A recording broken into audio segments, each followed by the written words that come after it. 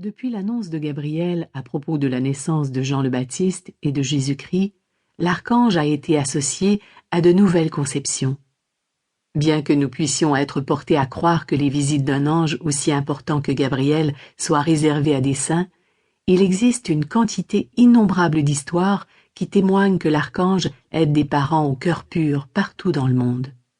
Encore aujourd'hui, Gabriel continue d'annoncer des naissances miraculeuses, comme vous pourrez l'entendre dans le présent chapitre. Par exemple, une femme nommée Venise, de la Malaisie, a reçu dans un rêve un message de l'archange Gabriel. Dans ce rêve, elle était agenouillée devant un ange masculin aux cheveux d'or bouclés. Il portait une robe dorée et était entouré d'une lumière scintillante. Il avait presque l'air translucide. Venise a immédiatement su que c'était l'archange Gabriel qui était devant elle.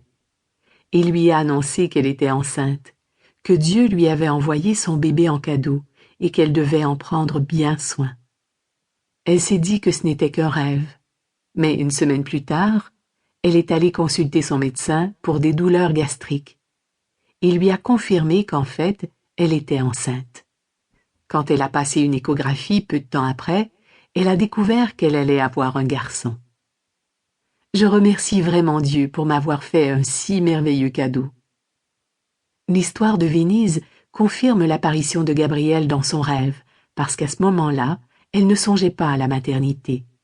Cela élimine le fait que son rêve soit une création de son inconscient ou le produit d'un vœu pieux.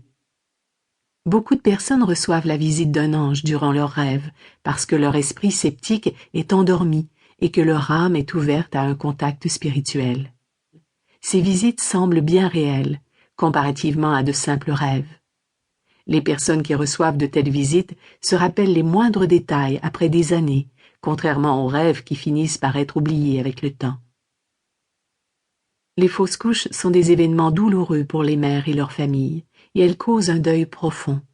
Il est possible de faire appel à l'archange Gabriel pour aider à guérir la douleur physique et émotionnelle d'une fausse couche, et pour calmer l'anxiété des mères enceintes qui ont déjà fait une fausse couche. Une femme nommée Corinne m'a raconté la profonde expérience qu'elle a vécue avec Gabriel il y a plusieurs années. À ce moment-là, elle avait 42 ans et avait déjà fait 2 fausses couches. Elle était de nouveau enceinte de quelques semaines et était très nerveuse. Pour se calmer, elle a commencé à méditer en fermant les yeux, en respirant profondément et en se concentrant sur le divin. Un jour, durant sa méditation, Corinne a eu une vision de l'archange Gabriel dans son esprit. Dans mon esprit, se rappelle Corinne, j'ai vu Gabriel me tendre une rose rose et me sourire d'un air entendu. J'ai alors su que j'allais avoir une fille, que je mènerais ma grossesse à terme et que mon bébé serait sous la protection de Gabriel. 8 mois plus tard, j'ai donné naissance à une fille de 3,9 kilos, en parfaite santé, que j'ai appelée Gabriella. L'archange Gabriel continue de veiller sur ma fille, et nous nous sentons toutes les deux profondément liées à lui. Parfois les visions et les rêves sont combinés afin que les mères reçoivent la visite de l'archange Gabriel lorsqu'elles sont éveillées et endormies. Ainsi, la mère n'a aucun doute quant à l'origine céleste des messages à propos de son futur enfant. J'ai remarqué que la méditation joue un rôle dans beaucoup de ces histoires que j'ai reçues à propos de l'annonce faite par l'archange Gabriel d'une grossesse à venir. C'est peut-être parce que la méditation calme son esprit et aide la personne à se concentrer sur la volonté et les messages de Dieu. En apprenant à ignorer le monde extérieur et le bavardage intérieur parfois tout aussi bruyant, elle peut mieux entendre la voix divine quand elle intervient dans chaque aspect de sa vie. Il peut sembler difficile d'apprendre à distinguer la véritable voix divine de l'imagination, de l'ego ou des énergies inférieures.